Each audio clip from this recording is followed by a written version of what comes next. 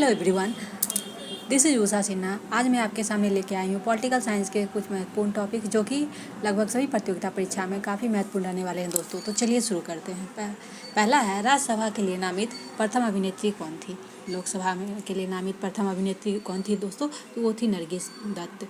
नरगिस दत्त जो है राज्यसभा के लिए नामित प्रथम अभिनेत्री थी। और बात करते हैं वहीं प्रथम अभिनेता कौन थे राज्यसभा के लिए नामित दोस्तों, तो वो थे पृथ्वीराज कपूर। पृथ्वीराज कपूर राज्यसभा के लिए प्रथम अभिनेता के तौर पर नामित हुए थे। नेक्स्ट है, लोकसभा और राज्यसभा के निर्वाचन हेतु न्यूनतम आयु सीमा कितना है। लोकसभा और राज्यसभा के लिए निर्वाचन हेतु उम्मीदवार की न्यूनतम आयु है कितना है दोस्तों, तो ये न्यूनतम आयु लोकसभा के लिए 25 वर्ष तथा राज्यसभा के लिए 30 वर्ष है। लोकसभा के लिए कम से कम 25 वर्ष की आयु होनी चाहिए और ये राज्यसभा के लिए 30 वर्ष आयु निर्धारित की गई है। नेक्स्ट है, लोकसभा की संरचना का उल्लेख संविधान के किस अनुच्छेद में किया गया है। तो लोकसभा की संरचना का उल्लेख संविधान के अनुच्छेद 81 में किया गया है। अनुच्छेद 81 में, संविधान के अनुच्छेद 81 में दोस्तों लोकसभा के गठन का उल्लेख किया गया है। नेक्स्ट है, लोकसभा का गठन कब हुआ था। लोकसभा का गठन का प्रथम बार कब हुआ था दोस्तों, तो ये 6 मई 1952 को हुआ था। लोकसभा का गठन 6 मई 1952 को हुआ था। नेक्स्ट है, लोकसभा के सदस्यों का कार्यकाल कितने वर्ष का होता है। तो लोकसभा के सदस्यों का कार्यकाल 5 वर्षों के लिए होता है। लोकसभा के सदस्यों का कार्यकाल दोस्तों 5 वर्ष के लिए होता है। नेक्स्ट है, लोकसभा तथा राज्यसभा के में अधिकतम सदस्य संख्या कितनी हो सकती है। लोकसभा तथा राज्यसभा में कम से अधिकतम संख्या कितनी हो सकती है दोस्तों, तो ये लोकसभा में कम से 552 तथा ये राज्यसभा के लिए अधिक से अधिक 250 सदस्य हो सकते हैं। नेक्स्ट है, वर्तमान में लोकसभा सदस्य की संख्या कितनी है। वर्तमान में लोकसभा में कितने सदस्य संख्या हैं, तो 545 है। 545 दोस्तों वर्तमान में लोकसभा में सदस्यों की संख्या है। नेक्स्ट है, लोकसभा सीटों की संख्या 525 से बढ़ाकर 545 किया गया। यह किस संवैधानिक संशोधन के द्वारा किया गया।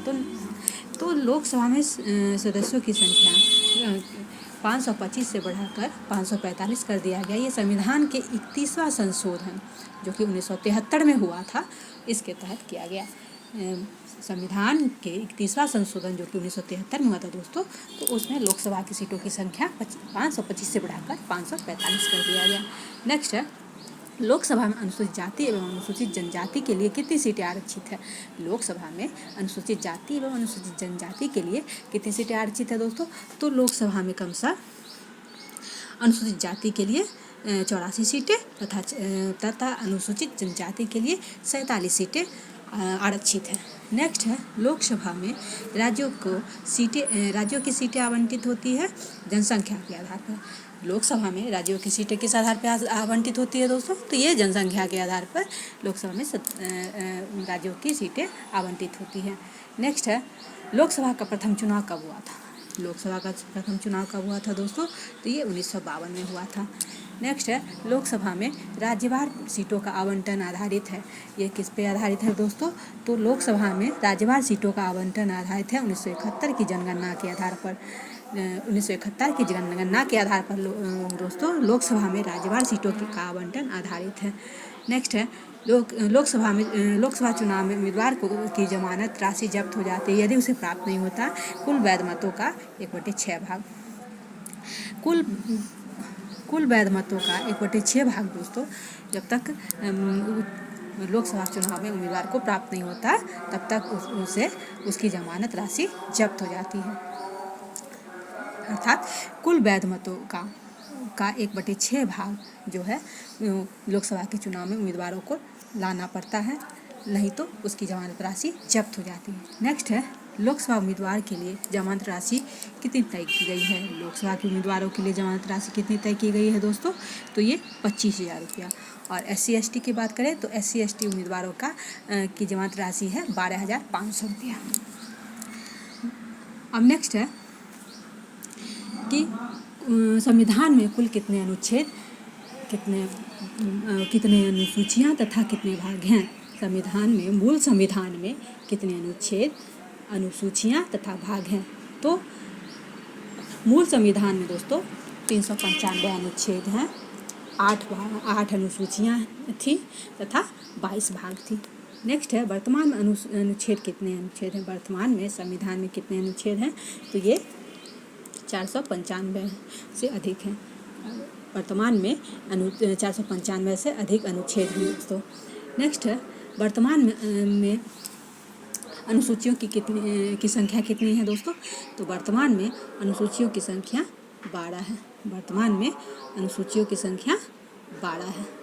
नेक्स्ट है वर्तमान में संविधान में कितने भाग हैं। वर्तमान में टोटल 25 भाग हैं।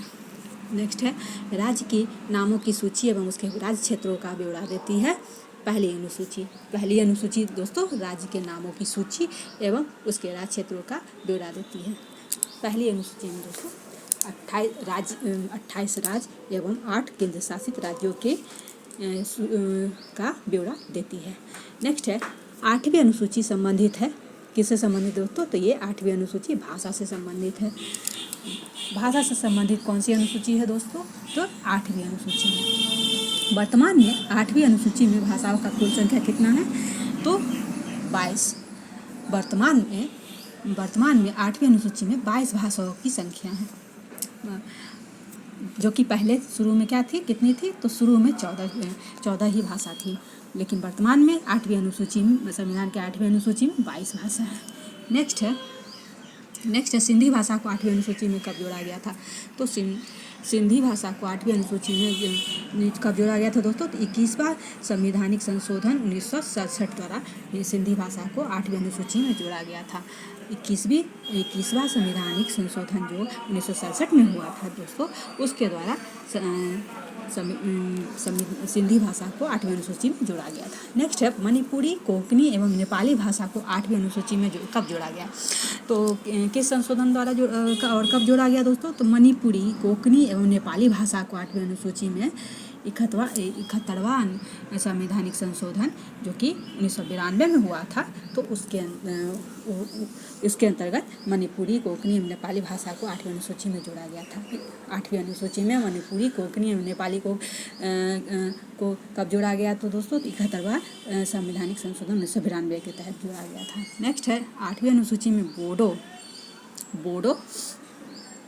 मैथिली, डोंगरी और संथाली भाषा को कब जोड़ा गया, तो 8वीं अनुसूची में बोडो, मैथिली, डोगरी और संथाली भाषा को 92वां संविधान संशोधन 2003 के तहत जोड़ा गया था।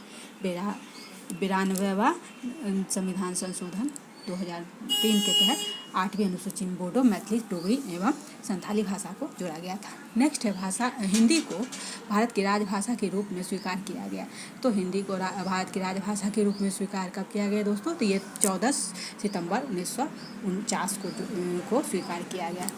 14 सितंबर 1949 को दोस्तों हिंदी को भारत की राजभाषा के रूप में स्वीकार किया गया।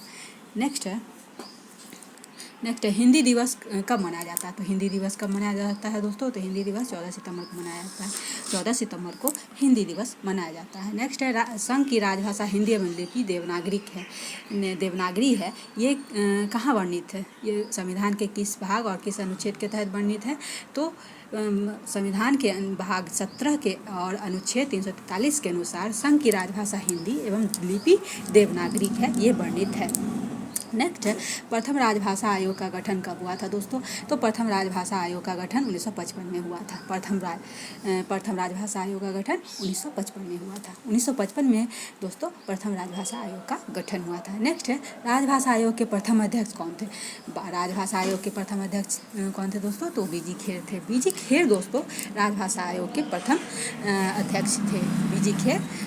बीजी खेर दोस्तों राजभाषा आयोग के प्रथम अध्यक्ष थे। दूसरी अनुसूची संबंधित है दोस्तों पदाधिकारी के वेतन, भत्ते एवं पेंशन से। दूसरी अनुसूची संबंधित है दोस्तों पदाधिकारियों का वेतन, भत्ते एवं पेंशन से। पदाधिकारियों के वेतन, भत्ते एवं पेंशन दूसरी अनुसूची में से संबंधित है। इसका वर्णन दूसरी अनुसूची में, संविधान की दूसरी अनुसूची में किया गया है, पदाधिकारियों के वेतन, भत्ते एवं पेंशन। नेक्स्ट है केंद्र राज्य संबंध वर्णित है। तो केंद्र राज्य संबंधित कहाँ वर्णित, किस अनुसूची में वर्णित है दोस्तों? तो ये संविधान के 7वीं अनुसूची में केंद्र राज्य संबंध का वर्णन है। और मैं बता दूं कि 7वीं अनुसूची में जो है केंद्र और राज्यों के बीच शक्तियों का बंटवारा किया गया है, जो कि 3 सूचियों के तहत है वर्णन किया गया है। जो क्रमशः ये हो गए संघ सूची, राज्य सूची एवं समवर्ती सूची। नेक्स्ट है 7वीं अनुसूची संबंधित है। तो 7वीं अनुसूची किससे संबंधित है दोस्तों? तो मैं पहले ही बता चुकी हूँ कि केंद्र एवं राज्य के बीच शक्तियों के बंटवारे एवं सरकारों द्वारा शुल्क एवं कर लगाने के अधिकार से संबंधित है। 7वीं अनुसूची संबंधित है दोस्तों केंद्र एवं राज्य के बीच शक्तियों के बंटवारे एवं सरकारों के द्वारा शुल्क एवं कर लगाने के अधिकार से। इस प्रकार मैं अपना वीडियो भी यहीं तक के लिए रखती हूँ। नेक्स्ट वीडियो में मिलती हूँ, तब तक के लिए बाय बाय।